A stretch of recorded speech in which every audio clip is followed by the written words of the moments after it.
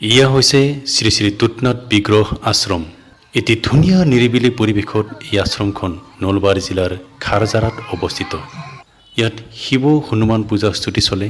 শিৱ হনুমান পূজাৰ উপৰি বিশেষভাৱে পবিত্ৰ শাওণ মাহটোত এই শ্ৰী শ্ৰী তুতনাথ বিগ্ৰহ আশ্ৰমখনত যথেষ্ট ভিৰ পৰিলক্ষিত হোৱা দেখা যায়।